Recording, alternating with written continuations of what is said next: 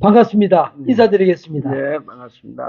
우리 경계인 TV를 하면서 경계인의 북한 이야기를 하는데 우리 김동철 목사님을 소개를 하겠습니다.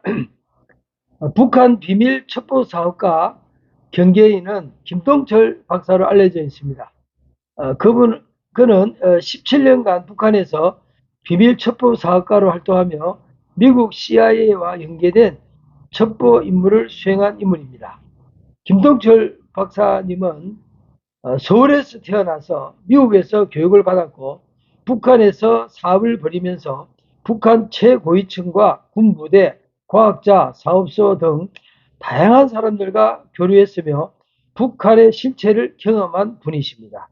그의 활동은 첩보 활동과 사업을 병행한 이중적 역할로 숱한 위기를 겪었으며 결국 미국 국적의 사업가이자 스파이로 세상에 드러나게 되었습니다.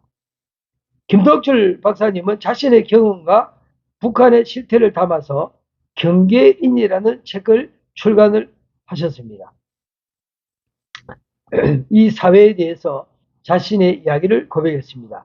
해당 저서는 그의 비밀 활동과 북한 내에서의 생존 및 사업 경력 그리고 첩보와 관련된 파란만장한 인생이 기록되어 있습니다.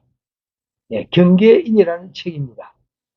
경계인이라는 명칭은 김동철 박사님이 첩보 사업가, 미국 스파이로서 여러 경계를 넘나들면서 살아남았던 상황을 상징적으로 표현한 것입니다. 북한 정권 체제 및 국제 정보전의 중심에 있었던 인물로 평가됩니다. 참 중요한 내용입니다. 김동철 박사님에 대해서 북한 정권 체제 및 국제 정보전의 중심에 있었던 인물로 평가된다고 하십니다. 그리고 이제 개인적으로 이야기 나눴습니다만은 미국의 CIA 쪽에서는 김동철 목사님을 안테나라고 이렇게 불렀다 그럽니다.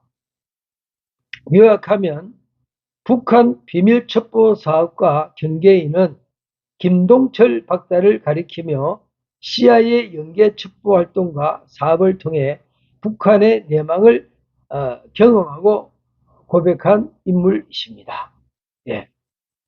경계인 TV의 경계인에 대해서 이렇게 소개를 드렸습니다. 감사합니다. 감사합니다. 반갑습니다. 인사드리겠습니다. 오늘 이 시간에는 우리 김동철 박사님과 함께하는 경계인 TV 경계인의 북한 이야기 9번째 시간입니다. 다시 한번 인사드립니다.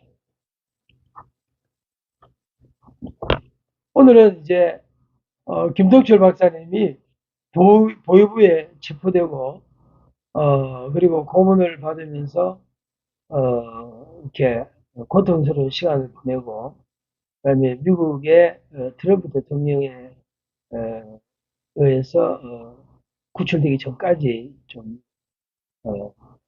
책에 기록된 내용들을 읽으면서 서로 좀 대화를 좀 나누겠습니다. 제가 오늘 9번째 시간 보위부에 체포된 이야기를 좀 읽겠습니다. 비밀정보원의 배신 이야기입니다. 2015년 10월 1일 중국 출장을 마치고 북한으로 들어왔다. 들어오자마자 해외 동포사업처 지도원으로부터 연락이 왔다. 10월 10일 노동당 창건일 평양 기념행사 준비를 위하여 라센시 인민위원회 해외 동포사업처 처장의 면담 요청이 있으니 청사로 들어오라는 것이었다.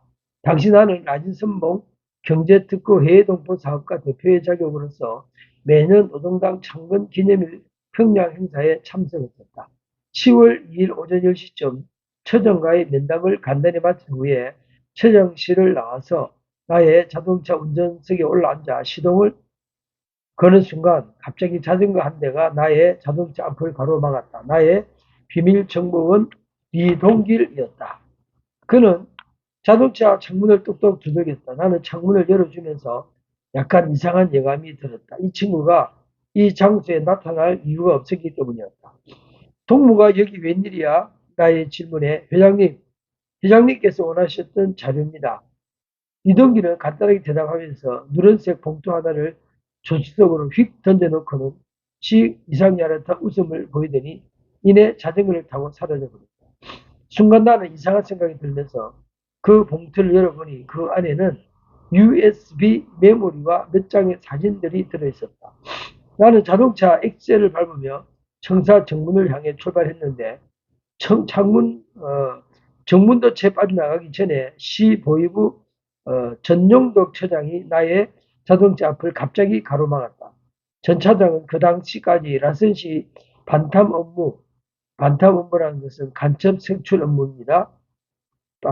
반탄 업무를 담당하는 기관의 책임자로 재임하고 있었다. 전 차장은 나의 차량 운전 조수석에 바로 올라탔다. 그의 얼굴이 평소와는 다르게 많이 굳어져 있었다. 남산으로 가오. 그의 정색한 얼굴과 평소와는 다른 딱딱한 말투를 듣자마자 나는 뭔가 크게 잘못되었다는 것을 직감했다. 남산 호텔에 도착하니 나는 다른 승용차 앞에서 기다리는 군복 입은 낯선 세 사람에게 인계되었다. 그들은 나를 보자마자 차 안으로 끌어 넣었고 검은 눈가리개로 나의 눈을 가렸다. 양팔을 잡고 나는 약간의 저항을 해 보았으나 아무 소용이 없었다. 어느 안가 지하에 끌려가서 나에 대한 기본 치료가 시작되었다. 지하 조사실은 음산하고 썰렁한 공기가 흘렀다. 여태껏 알고 지내던 보이부 지도원들은 단 한 명도 보이지 않고 전혀 못 보던 보이부 전문 수사관들 7, 8명이 투입되었다.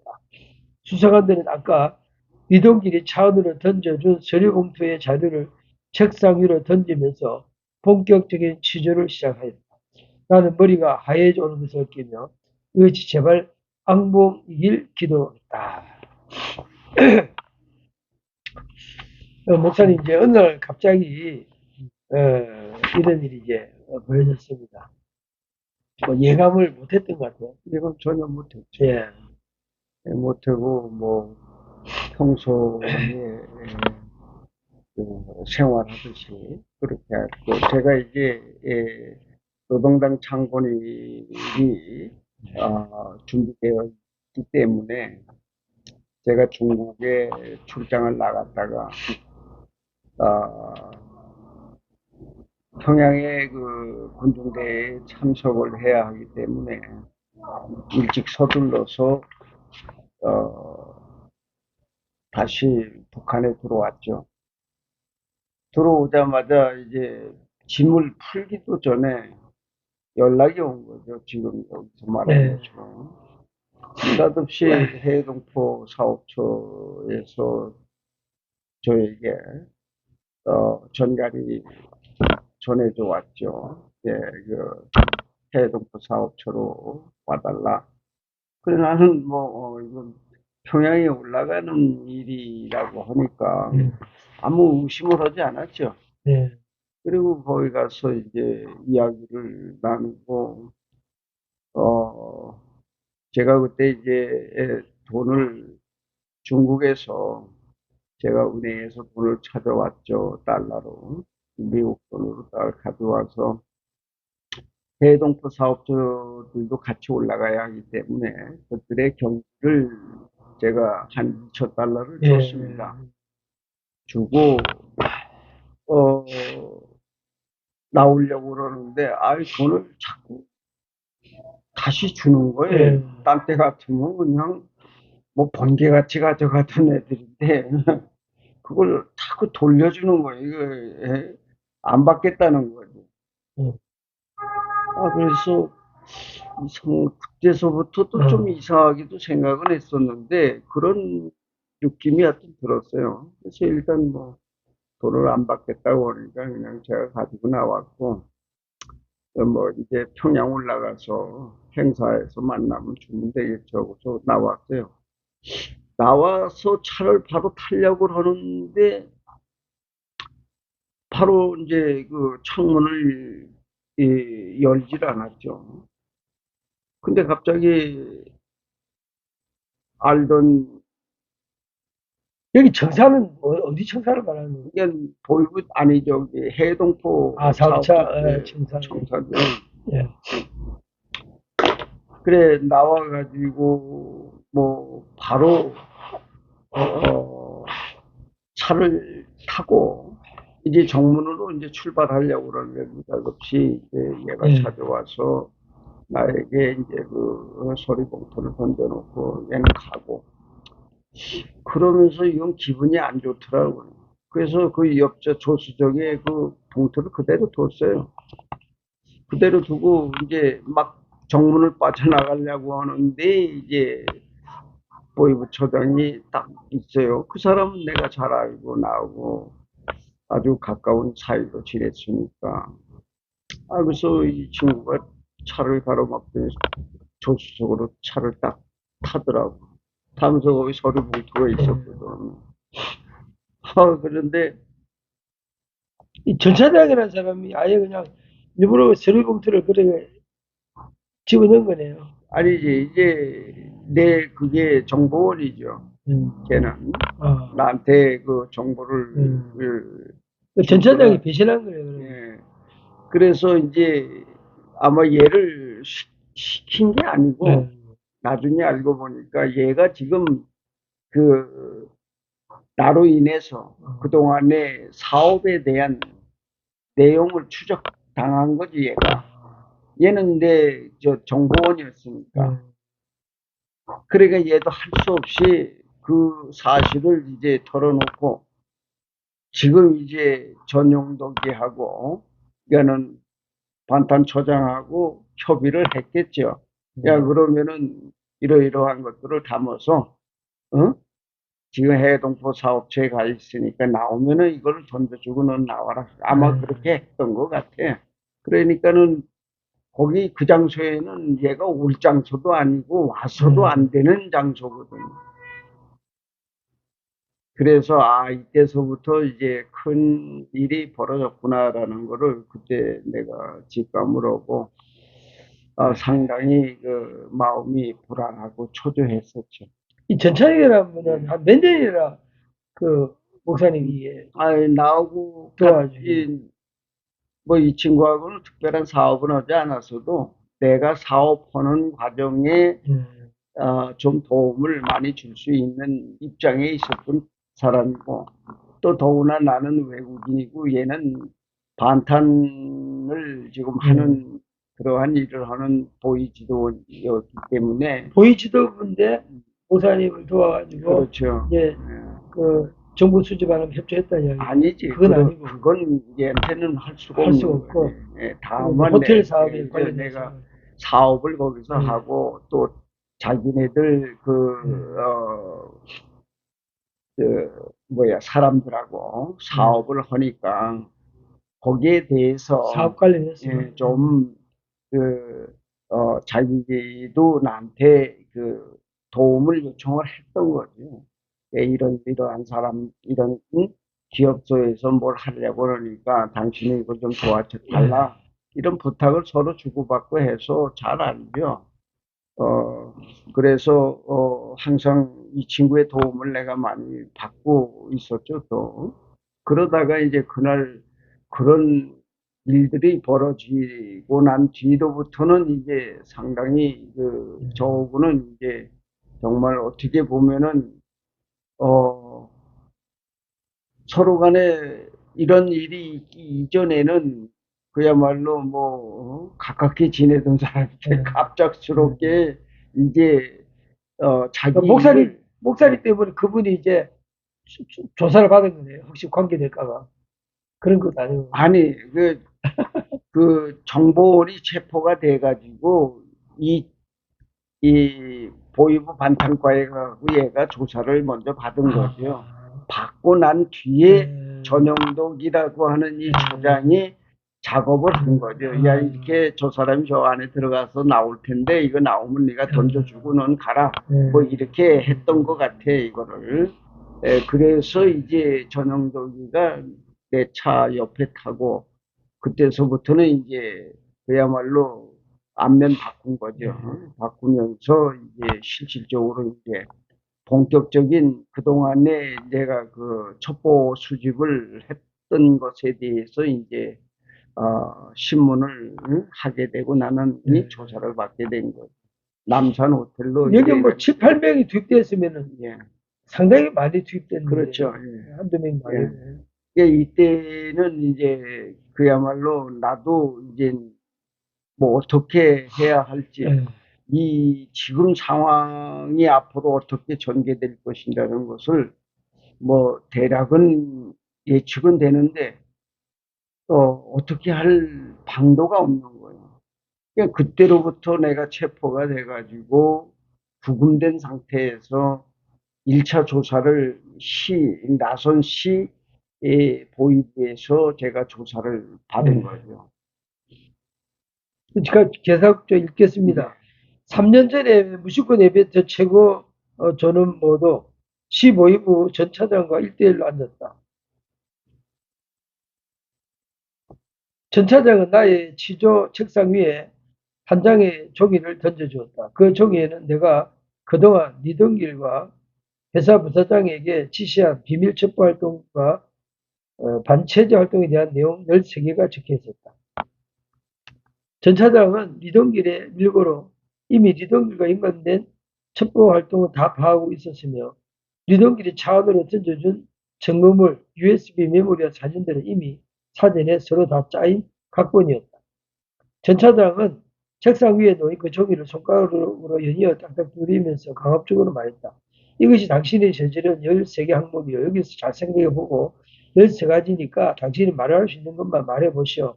그 말을 듣는 순간 나는 전 차장의 눈을 잠시 뚫어지게 응시했다. 전 차장은 13개 항목 중 빼줄 수 있는 것을 어느 정도 빼줄 수 있다는 무언가 암시를 보내는 것이 틀림이 없었다. 그러면 전 차장은 한 가지 항목을 손가락으로 짚었다. 그 항목은 바로 내가 3년 전에 회사 부사장과 식사를 하다가 무심결에 내뱉은 김정은 독사새끼는 죽어야 해 라는 말을 했었다는 항목이었다.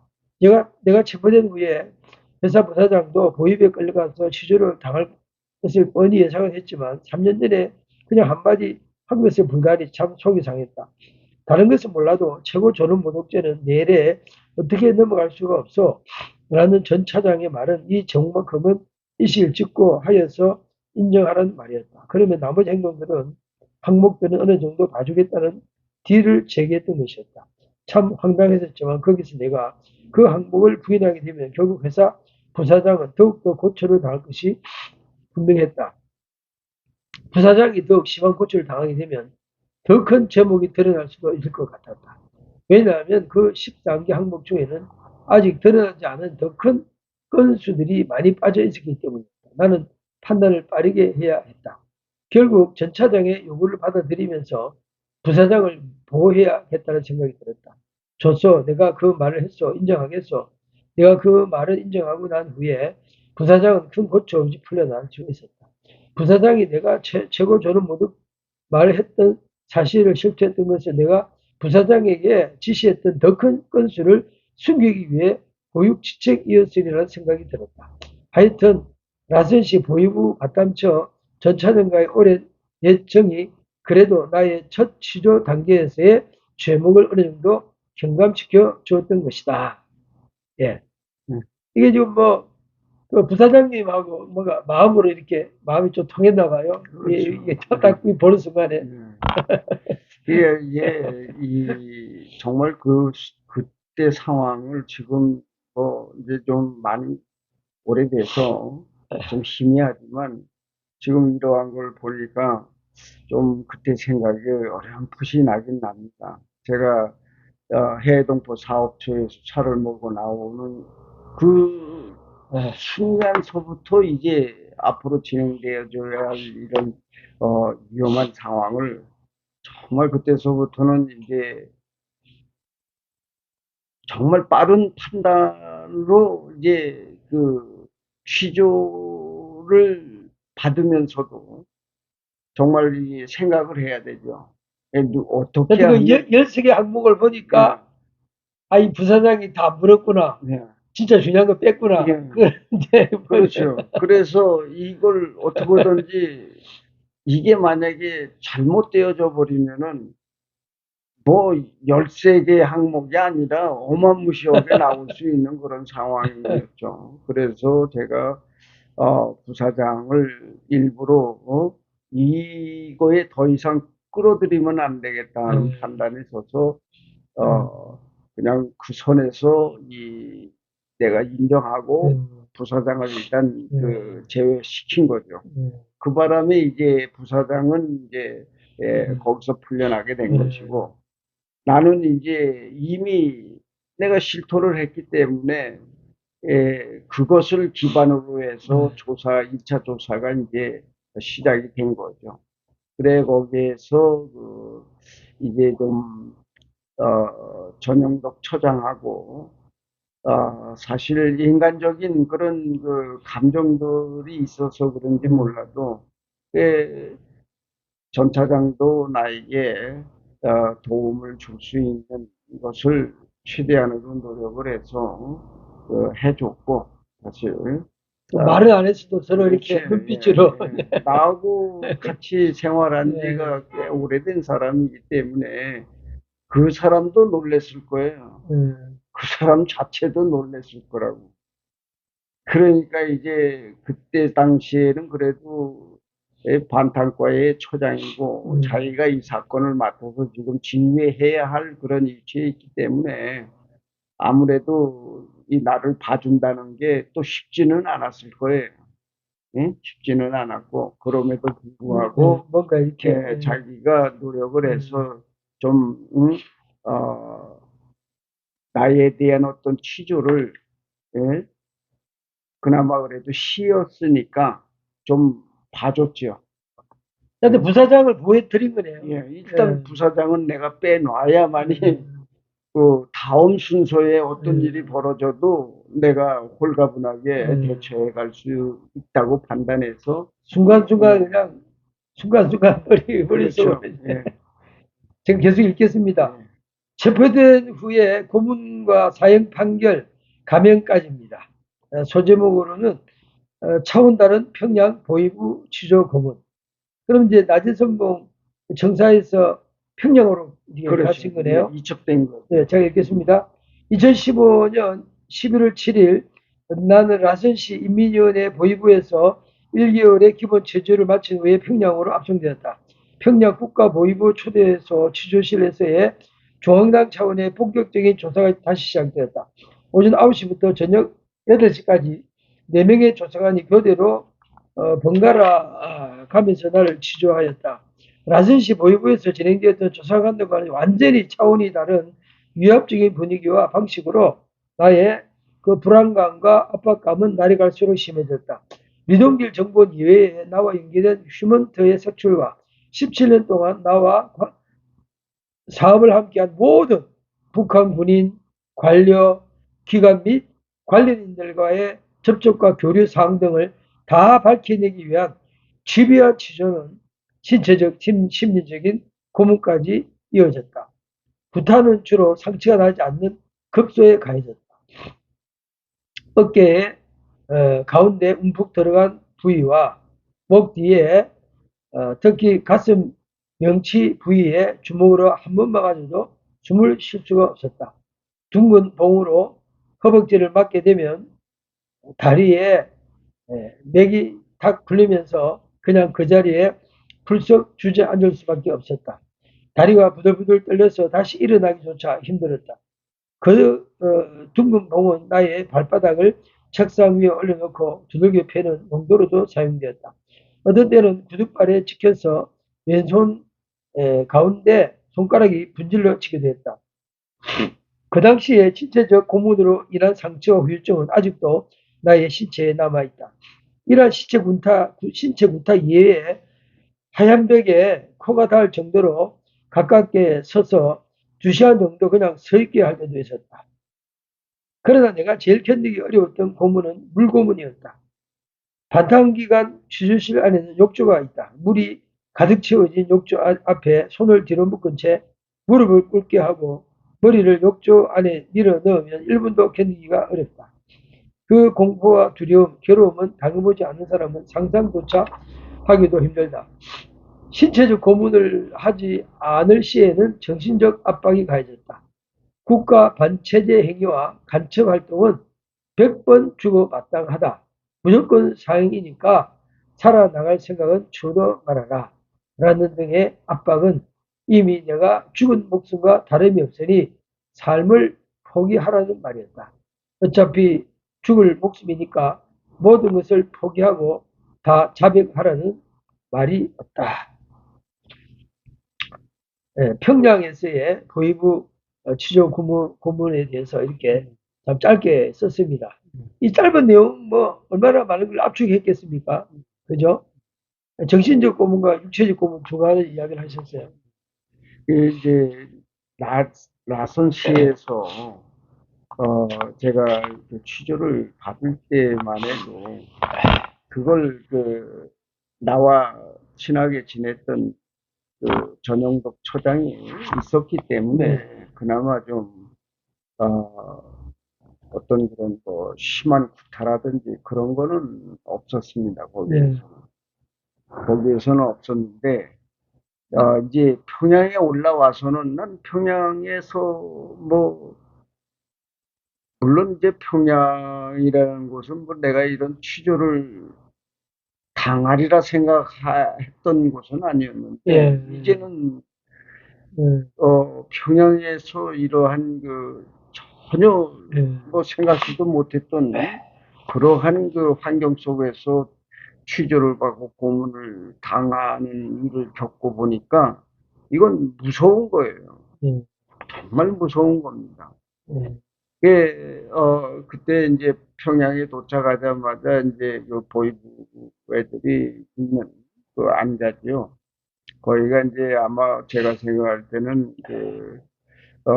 창광산 호텔 그 주변 어디인 것 같아요. 내가 그 평양을 자주 다니서 알거든요. 예. 창광산 호텔이라는 것은 이제 해외에서 온 사람들이 예, 예, 오면은 이제 그쪽으로 이제 짐을 풀게 하는 그런 장소거든요. 창광산, 예, 창광산. 예, 예, 창광산. 고급 호텔인가 보죠? 예, 오래된 호텔이에요. 예, 오래된 이것도 호텔. 일제시대 때시거든요. 그렇죠. 거기가 어디에 있냐면은 지금 이제 개선문, 예, 평양시 개선문 쪽에 있어요. 그게. 그 나중에 내가 사진을 보여드릴게.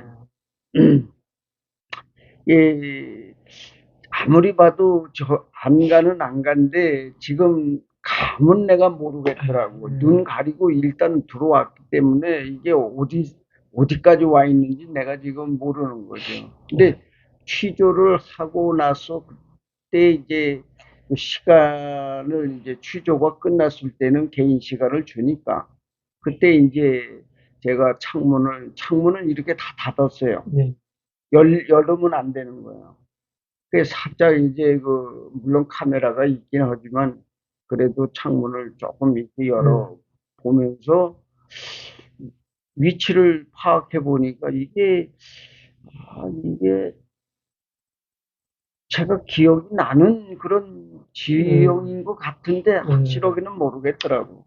근데 나중에 나오면서 보니까 바로 청강산 호텔 그 부근에 안가가 있었다는 거죠. 이때 제가 이제 취조를 받으면서 정말 견디기 어려웠던 거는 다른 건 글쎄 뭐 구타하고 뭐 묻고 뭐 매달리고 뭐 하는 것들은 뭐 그런 대로 뭐 버틸 수는 있겠는데 이놈의 이게 물고문은 이게 감당이 안 되는 거예요. 예? 그 물고문을 뭐 제가 한 8번 정도 받은 것 같은데 네, 8번이면 그거 참, 예, 난 그때 아예 죽었으면 했어요, 그냥. 아니, 왜냐면 뭐 취조받고 하는 건 상관없어요. 예? 말하고 안 하면 그만이니까. 근데 이놈 고문할 시간이 돼서 이것만 하면은 너무 괴로운 거예요, 이제. 왜 그러냐면 취조하는 과정 속에서 자기네들이 가지고 있는 자료와 내가 지금 자기네들이 묻는 말에 대해서 내가 얘기하는 것이 맞지 않으니까 그래서 고문을 하는 거예요. 제대로 자기들이 파악한 그 자료 내용대로 나에게서 그 말이 나오도록 하기 위해서 고문을 가한 거거든요. 참 그때는 괴롭더라고. 근데 그거를 당연히 제가 그 불면은 응?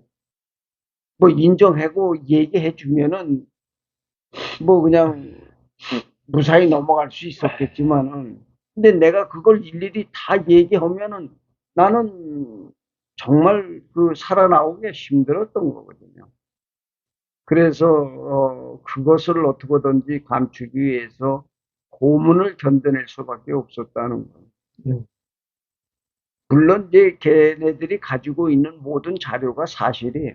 음, 맞아요. 내가 자기네들이 조목조목 가지고 나한테 이 얘기를 하는 걸 들어보면 그 맞는 말이거든요. 내가 거기에서 첩보 활동을 누구를 통해서 어떻게 했는지가 다 나와 있는 거예요. 나는 이게 깜짝 놀란 거거든요. 음, 낮은 시에서는 그냥 음, 간략하게만 조사를 받은 거예요. 근데 평양 보위부에 올라와서는 본격적으로 음, 받게 된 거죠. 그동안에 내가 첩보 사업을 해서 어떻게 해가지고 이걸 누구에게 전달했는지, 어디로 내보냈는지를 다 알고 있었다는 거예요. 내 깜짝 놀란 거예요. 아, 그래서 이 북한이, 내 속으로 북한이라는 세계가 그냥 겉으로만 봐가지고는 이걸 정말 이 음, 북한의 이런 반탕기관, 이게 다 반탕기관 애들이거든요. 이 보위부들이 어떻게 이 체제를 지금 감시하고 있는가를 내가 그때 알았다니. 목사님이 접촉한 모든 사람에 대한 자료 다 있다는 다 이야기예요. 있었죠, 이게. 음. 내가 그걸, 평소에 일일이 다 그러면은 쌓아놨다는 이야기네요. 그렇죠. 들어오는 날서부터 내가 체포되는 날까지 내 행적이 다 돼 있는 거예요. 그걸. 그래, 너무 거기에 대해서 그런 사실을 알고 너무 기가 막혀가지고 도저히 여기에서는 내가 고문도 당하겠지만은 뭐 안 불래야 안 불 수 없는 상황이 벌어진 거예요. 예. 그래서 결국은 자기네들의 요구에 자기네들이 나에 대한 그 첩보를 가진 거에 대해서 어느 정도 내가 이제 이야기를 하게 된 거죠. 이 사람들은 고문관들이 4명인데 이게 수시로 박쳐서 들어와서 얘기를 하는 거예요. 그럴 때는 예. 그 시간을 내가 버틴다는 게 이게 보통 힘든 일이 아니거든요. 그래서 이제 6개월 동안 6개월 받았어요. 6개월이면 상당히 긴 시간 긴 동안. 시간 받은 겁니다. 야, 참. 왜냐하면 한 번 이걸 했다고 해서 끝난 게 아니야. 나는 얘들이 얘하고 나하고 지금 얘기한 것이 여기서 끝났다고 해서 끝난 게 아닌 거야. 그러니까 이걸 계속해서 반복하는 거죠. 했던 말 또 하고 했던 말 또 하고 했던 말 또 하게 만드는 거예요. 그러니까 이게 거기에 대해서 진위가 어느 것을 진위로 할 것이냐라는 것을 애들이 정립하기 위해서 그렇게 집요하게 계속적으로 반복적으로 해왔던 시간이 6개월을 걸린 거예요. 그래서. 제가 계속 읽겠습니다. 사형에서 감형까지 이러한 치조가 6개월 동안 지속되면서 나는 2차례나 실신을 했다. 그날도 조사본 도중에 화장실에 가려고 자리에서 일어났는데 갑자기 현기증이 나면서 식은땀이 비 오듯이 흘러나왔다. 뒷머리가 뻣뻣해져 오는 것을 느꼈고 눈앞이 캄캄해지면서 나는 몇 발자국도 뛰지 못하고 그만 정신을 잃고 쓰러져 버렸다. 나중에 눈을 떠보니 내 몸은 누워져 있었고 군이 군의와 간호사가 나의 상태를 체크하고 있었다. 당시 나의 반전신인 왼쪽 어깨부터 팔과 다리가 내 마음대로 움직이지 않았다.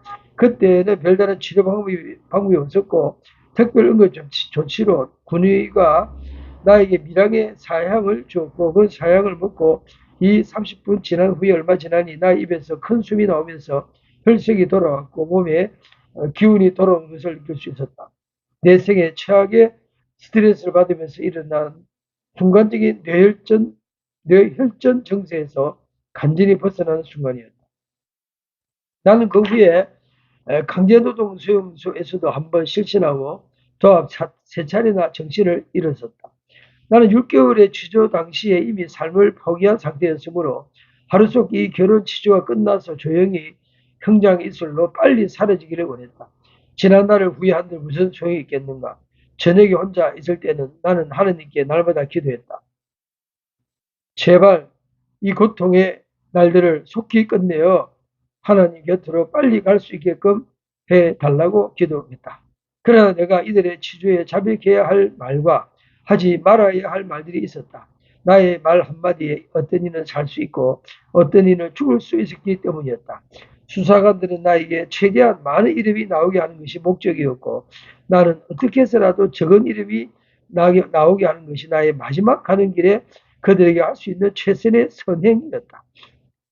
그러나 몸서리치는 신랑이는 참으로 모질고 끈질기게 이어지고 있었고 얼마든지 빨리 끝낼 수 있었던 지옥에서의 악마들과의 딜에서 그토록 치열하고 지루한 전쟁을 끌어오게 된 이유는 어떤 특별한 애국심보다도 그동안 북한에서 나를 도왔던 많은 지인들을 한 명이라도 더 살리기 위한 버팀으로 인해 그렇게 많은 시간들이 지체되었으며 그래도 나의 마지막 가는 길이 지저분하게 되지 않도록 뒷정리를 하기 위한 시간이 필요했기 때문이었다.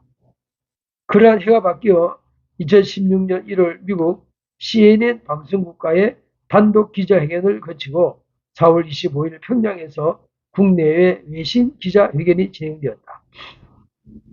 아마 내가 미국 국적자이었기에 이러한 절차가 진행된 것 같다. 나의 북한에서 반체제 활동과 간첩 활동에 대한 국내외 기자회견 실황은 북한과 중국 등 해외에서 TV로 방영이 되었다는 것을 훗날 알았다. 나는 예심에서 국가전복 음모죄와 간첩죄, 최고 존엄 모독죄 등으로 사형 선고를 받고 모든 것을 체념했지만 4월 29일 조선민주주의인민공화국 최고재판소에서 기적처럼 10년 강제노동 교화형으로 감형을 받았다.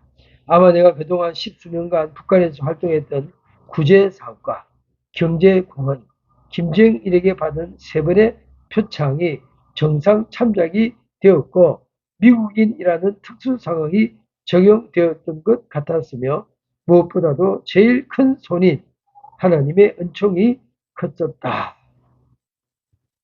이 고문을 받는 고통의 시간, 사형에서 감형까지 이렇게 하셨는데 참 날마다 하나님께 기도했다는 말이 참 마음이 와닿는데요. 내일이 없었다는 거잖아요. 오늘밖에 없다. 오늘 내가 살아있는 이 날밖에 없다. 이런 생각, 그죠?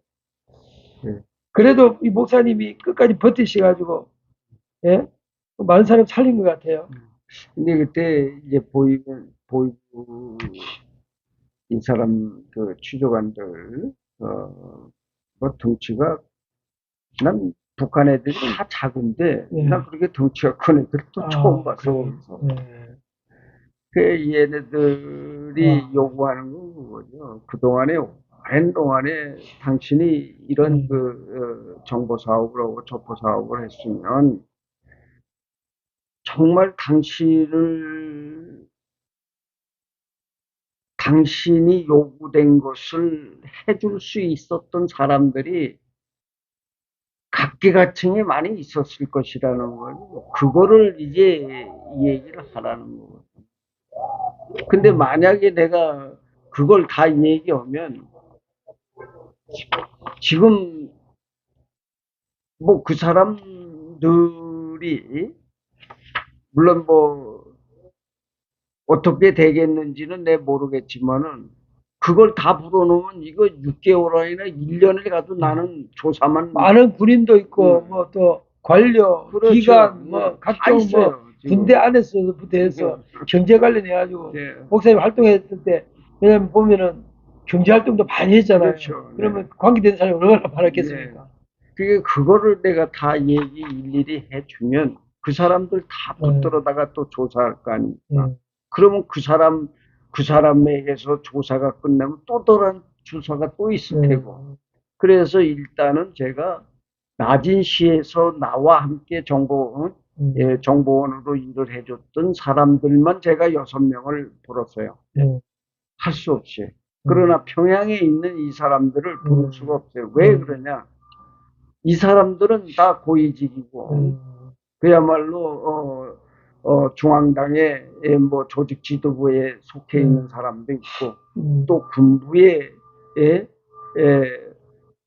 그 사업을 위해서 저에게 부탁한 군부도 있었다 얘기예요. 그러니까 이거를 평양에서의 저와 경제 활동을 같이 했던 이 사람들까지 전부 얘기를 해놓으면 이건 걷잡을 수 없이 큰 거거든요. 근데 이게 반탄기간에서 그걸 찾으려고 나한테 그렇게 모질게 했던 거예요. 이걸 찾으려고. 평양하고 관계된 분들은 끝까지 그래서 입을 그거를 다물었습니다. 끝까지 입을 다문 거죠. 그래서 나진시에서 나에게 정보를 제공했던 이 사람들만은 이게 할 수 없이 이 사람들을 살리기 위해서 이 사람들까지만 제가 이제 불고 그걸로 제가 버틴 거죠. 처음에 그러면 전 차장이 13개 항목했을 때 네.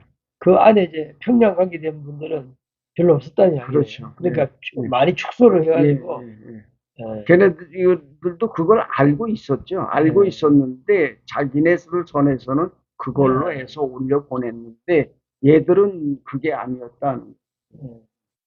그래서 정말 피말리는 그 고문을 당하면서도 피말리는 그런 어떤 그런 계산이 들어갔어야 되는 거죠. 그걸 제가 이제 고문을 당하면서도 생각을 한 거죠. 이게 그 제목에 보면 국가전복 업무죄 돼 있거든요. 네. 그러면 업무라는 말은 혼자가 아니고 막 가서 그렇죠. 모의했다는 거 아니겠어요? 모의한 거죠. 너하고 같이 모의한 놈이 다 찾아 그렇죠. 불어 이런 거잖아요. 그렇죠. 예, 바로 그거예요. 예, 가장 이 사람들이 저에게 관심을 가졌던 것이 바로 이 간첩죄보다는 전복을 위해서는 누군가는 협력을 했을 것이라는 거죠. 그래서 그걸 나진시에 있는 사람들. 그냥 간첩죄하고 이게 국가전복 업무죄 또 다르잖아요. 그렇죠. 이거는 뭐 진짜 이거는 그건 이건 전복이라고 하는 것은 글자 그대로 이게 반동이죠. 그쪽에서 보면. 예, 이게 그 반동도 보통 반동이 아니죠. 그렇죠. 이거를 체제 전복을 전복을 하기 위해서 어떤 사업을 어떤 일을 했느냐 하는 것이죠. 이게 그래서 이거를 끝까지 정말 입을 다물을 수밖에 없는 거예요. 그럼 전 차장도 국가전복 업무죄 이것도 넣었나요? 안 넣었죠. 그건 안 넣었죠. 그 사람은 안 넣었죠. 그러니까 끝까지 버틸 수 있는 거네요. 그거는 그 친구는 참. 나를 살려주는 그런 입장에서 해줬기 때문에 그랬고, 이 사람들은 다 알고 이 최고 저는 있었다고 모독죄는 드러난 거고. 그렇죠. 그거는 네. 드러난 거죠. 그거는. 그래서 지금 이 많은 일들을 내가 혼자 끌어안고 가야지 여기에서 불어놓으면 이게 사건이 더 커지는 거예요. 그러면 나는 더 힘든 겁니다. 고문받다가 죽을 수도 있잖아요. 그렇죠. 더 커지기 때문에 어쨌든 간에 여기서 내가 끝내야 하기 때문에 그냥 이 나진시 쪽에 있는 사람들까지만 내가 얘기를 해주고, 이쪽에 있는 사람들에게서는 일체 뭐 경제 사업부터 시작해서 모든 걸 제가 다 발설을 하지 않았던 거죠. 고문에는 살아남았네요. 그렇죠. 참. 그냥 이 사람들이 지금 이 사건에 제가 이제 터지면서 북한 전 지역이 발칵 뒤집어졌으니까, 그래서 이제 거기에 대해서 방송에 나와서 지금 나에 대한 선전을 해대고 별 이야기들이 다 있었던 것 같아요. 그 북한은 그러면 이 재판 절차가 뭐 예심도 있고 최고 재판소도 있고 이렇게 돼 있는데 그렇죠. 어떻게 그 전체적인 그 재판 구조가 어떻게 되어 네, 있나요? 구조가 처음에는 이제 낮은 시잖아요. 네. 낮은 시에서는 이제 나를 체포해가지고 조서를 받고 그거를 이제 넘긴 거죠. 일단 보위부에서 하는 것은 무소불위한 예. 그 집단이거든요. 조직이기 때문에 이 사람들은 법원이 필요가 없습니다. 예. 이 사람들은 일단 범죄 사실에 대해서 조사를 하고 예. 그 다음에 이제 필요하면 이제는 그 형식적이지만 이제는 지방 재판소가 있죠. 예, 이제 이 재판소가 하급 재판이지. 예. 예, 평양에서는 이제 바로 저를 이제 최고 그 이거는 우리로 말하면 뭐라고 영인로 말하면 여기는 이제 그, 이제 이 상고한다 그러거든요. 고등법원 이런 거. 근데 그거는 우리나라 같은 고등법원 그게 아니라 최고인민법원이니까 뭐 대법원 정도 되겠죠. 끝으로 가면. 네, 그래서 일반 재판을 거치는 거는 이 조사관들이 이제 하는 거죠. 조사관들이. 예, 그래서 처음에 조사를 할 때 이 사람들이 예심을 합니다. 예심을 해요. 예심원이 따로 있어요. 예심원이 와서 이제 거기에 대한 이 자료를 가지고 이제 세 명이 와서 저한테 얘기를 합니다. 이러이러이러한 걸로 인해 가지고 우리 예심 판결은 이렇다. 사형. 그리고 이제 사인 받아갖고 가버린 거예요. 그리고 나서는 뭐 나는 그게 끝난 줄 알지 그게 이심이 이제 아니더라고. 지방재판소고 예, 본심이 이제는 네. 최고재판소가 되는 그렇죠. 거죠. 그래서 그 다음번에 이제 그 조사를 이게 나는 조사를 그냥 예심으로만 끝낼 수가 없었기 때문에 나를 바로 이제 최고인민법원으로 가게 된 거죠. 그래서 거기에서 최종 판결한 거예요. 예심에서는 사형인데 여기에서는 10년. 이러이러한 것을 참작해서 어떻게 그 징역형을 준다. 그래서 노동조화형 10년을 제가 받은 거예요. 이 사형에서 10년이라면 엄청난 네, 그 감형인데. 그렇죠. 그 감형된 사유를 얘기를 하더란 말이에요, 이 예. 사람들. 그게는 내가 그때 수용 번호가 429번이. 예. 왜냐하면 429일 날 내가 이제 재판을 받았기 때문에 그때를 해서 429번 이게 되는 거거든요. 예, 그래서 이제 제가 거기에서 이제 그 감형을 받을 때 이제 최고 심판관이 이제 조목조목 얘기를 하더라고요. 예, 그래서 감형도 기적인 것 같아요. 예, 그게 적용된다는 거. 그렇죠. 그때 제가 이제 그건 다른 게 아니고 자기들이 그 숭배하는 그 김정일이의 그 국방위원장이잖아요. 그 당시에. 예, 김정일이를 위해서 10년간 제가 그 병간호를 한 것이 이제 조사 과정에서 나왔고, 그리고 나서 제가 이제 표창을 받은 게 나왔고, 이제 이런 것이 이제 감형을 해주는 그런 조건이 되는 거죠. 김정일에게 받은 세 번의 표창. 그렇죠. 예, 그것이 이제 효과를 본 거죠. 나는 그런 거 생각지도 않았는데, 그런 것 때문에 이제 이렇게 429번을 이렇게 이제 형벌을 주겠다. 노동조화형 10년이다라고 이렇게 하더라고요. 그래서 이제 그걸로서 이제 모든 조사 과정이 이제 마무리가 된 거예요. 제가 이제 계속 읽겠습니다. 북한 강제노동 수용소 생활의 시작. 제수번호 429번. 어두운 칠색 제수복 왼쪽 가슴에 달린 제수번호가 429번. 429번은 나의 최종 선고일이었으며 나의 이름이 되었다. 강제노동수용소는 외딴 산속에 위치해 있었으며 외국인 수감자는 항상 독방 수감이었다. 독방은 13여 평방미터의 공간에 악취나는 재래식 화장실과 1.3평입니다. 13평입니까? 1.3평. 조그맣죠? 1.3평. 예. 재래식 화장실과 무릎 높이만 한 딱딱한 나무 침대, 조그마한 철제 식탁 한 개와 의자 한 개가 전부였다. 천장에는 어두침침한 작은 백열등이 하나 붙어 있었고 3개의 CCTV가 나를 24시간 감시하고 있었다. 백열등 밑에 식탁이 놓인 자리 바로 앞에는 조그마한 창문이 붙어 있어서 밖을 내다볼 수 있었는데 창문 밖에는 식모 아줌마가 가져다 주는 플라스틱 식기판을 놓아두는 또 다른 무거운 쇠창살 문만 보일 뿐이다.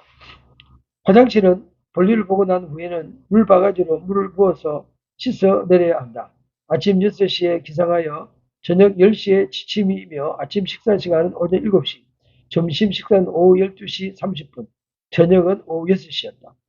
식사는 시큼시큼한 냄새가 나는 갈색의 쌀밥 80g 정도와 시커먼 색깔의 짠 된장국과 소금에 절인 무 말린 짠지 같은 것 3조각이 전부였다.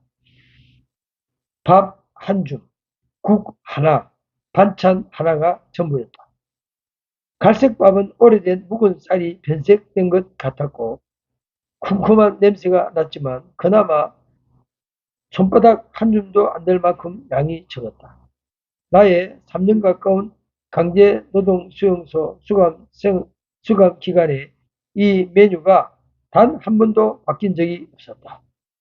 늘 배가 고팠으며 영양실조로 인한 나의 체중은 점점 줄어들었고 넓은 나의 얼굴은 반쪽이 되어 갸름해지며 안 나오던 광대뼈가 보이기 시작했다. 피부는 날이 갈수록 거무칙칙하고 거칠게 변해갔으며 굳은 살이 올라오는 손톱 밑에 새까만 때는 점점 스케스처럼 딱딱해져 갔다. 10g 정도의 치약과 칫솔, 손바닥 반만한 새까맣고 얇은 빨래비누 한 개가 소모품 전부였다. 샤워는 여름철에는 열흘에 1회 정도, 추운 겨울에는 그것도 여의치 않았다. 여름에는 그나마 바깥에 있는 물탱크 저장소에서 물만 틀어주면 감방 안에 있는 수도꼭지를 열어서 작은 바가지로 몸에 끼얹을 수 있었지만 겨울에는 물탱크가 자주 얼어서 물 공급이 어려워진다. 그럴 때면 주방에서 쓰고 남은 정체물을 뿌옇고 미지근한 물이 담긴 양동이만이 유일하게 몸을 씻을 수 있는 해결책이었다.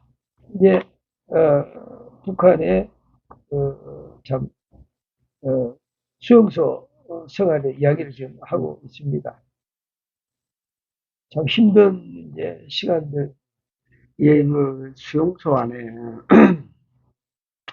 저는 평생 뭐 그런 데 가고는 뭐 구경, 뭐 꿈에도 그런 걸 본 적이 없어요. 그런데 북한 체제 안에서의 만들어진 그 수용소를 들어가 보니까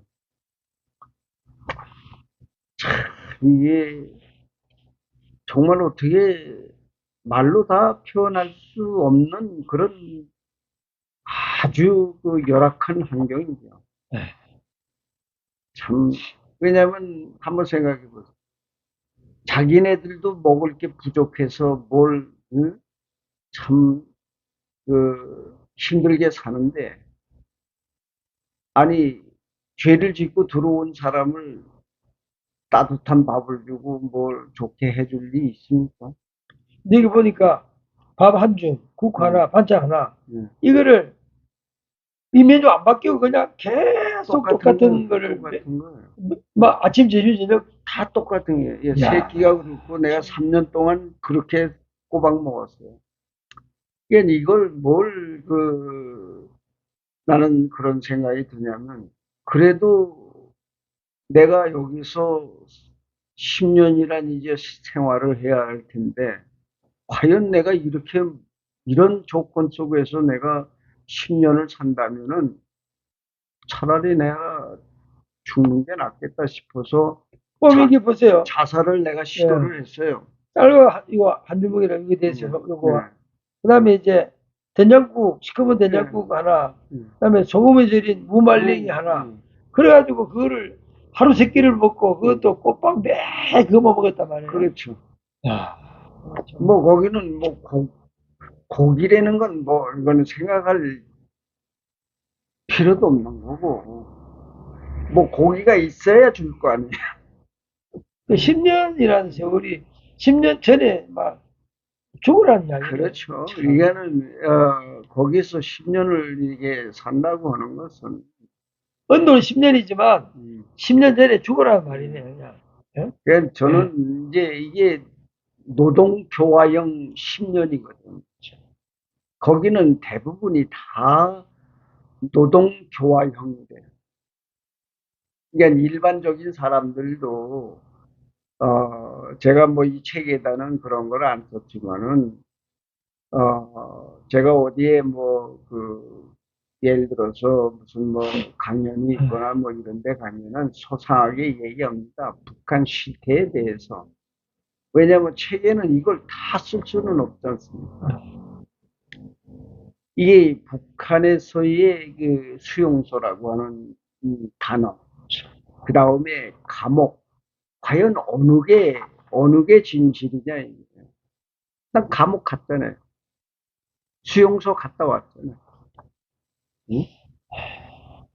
그러니까 제가 이러한 경험을 하기 이전에 그냥 사업하고 있을 때 많이 봤어요, 그런 걸. 그런데 제가 그 체제 안에서 벌어지는 일들을 곰곰이 관찰을 해보니까 바깥에서 한 이야기들과 여기서의 생활 속에서 보여지는 모든 것들, 뭐 이야기하는 것부터 어떤 걸 뭐 단어를 써서 얘기하는 것들 전혀 다릅니다. 이 오늘은 이제 뭐 책에 있는 것만 제가 얘기를 하는 건데 정말 우리가 이 북한에 대해서 사실 그 잘못 알고 있는 부분들이 많은 것을 저는 알지 않습니까? 우리가 북한에 대한 이야기를 어떻게 들어왔다는 걸 알고 있잖아요. 그런데 내가 거기 들어가서 같이 생활을 해 보니까 전혀 의미와 뜻이 전혀 다른 거예요. 우리는 전부 어떻게 보면은 필요에 의해서 만들어진 그러한 얘기만 들은 거예요. 그냥 북한에 제가 이게 수용소라고 얘기를 하는 것은 사실은 이게 수용소가 아니고 감옥입니다. 근데 일반적인 사람들은 다 수용소라고 이렇게 얘기를 하죠. 그러나 이 수용소라고 하는 이 단어에 대한 사용했을 때의 그 의미를 추적해 보니까 과거에 이제 뭡니까, 일제시대를 거치고 북한이 나누어지면서 또 이쪽에 남쪽에도 때로는 어떨 때는 무슨 뭐 수용소라고 얘기했잖아요. 이 말들이 다 와전돼서 거기까지 오게 된 것이고 실상은 거기는 수용소가 아니고 노동교화소입니다. 이제는 그 사람들에게는 감옥이 아니고 다 노동교화소지 수용소가 아니다 이 말이에요. 그래서 저도 얘기를 할 때 저는 뭐 감옥이라고 얘기를 하지만 이것도 엄연히 따지면은 노동교화소라고 얘기를 해야 맞는 거죠. 그러나 이제 우리가 흔히 얘기하는 건 이런 것은 감옥이라고도 표현할 수 있다는 거예요. 그러나 북한에서의 뭐 이렇게 뭐 수용소라고 하는 이야기들이 이렇게 나온 거에 대해서는 그냥 수용소라니까 수용소에 대한 어떤 그 이미지를 가지고 우리는 그렇게 인식하고 있는 거예요. 그런데 수용소는 없습니다. 교화소가 있지 수용소는 없는 거예요. 뭐 감옥이나 수용소 이런 개념 우리 개념이고 그렇죠. 북한에서는 그냥 노동 교화소. 노동교화소. 근데 앞에 노동 입구에 교화소. 무슨 이렇게 공식 간판이 있을 거 아니에요? 없습니다. 그런 것도 없습니까? 없습니다. 아무 간판도 없고. 네, 없어요. 그게 있으면은 아무래도 그 체제에 예. 왜냐하면 그 체제는 인민을 위해서 이 체제가 세워지고 인민을 위해서 복무한다고 했지 감옥을 만들어 놓고 인민을 죽인다는 말이 없거든. 그렇기 뭐 때문에 교도소, 이거를 감옥, 뭐 수용소 예, 이런 글자 자체가 없다. 없어요. 그걸 그냥 해놓으면 간판 자체가 예, 없고 그냥 예. 장소만 있는 거네요. 그렇지. 해놓을 수가 없는 거예요. 이게 우리는 어떤 감옥이다 하면 감옥이라고 돼 있잖아요. 근데 거기는 수용소라는 것이 없고 노동교화소라는 그런 것은 있는데 간판이 없다 이 말이에요. 간판이 없는 거 교화소. 예.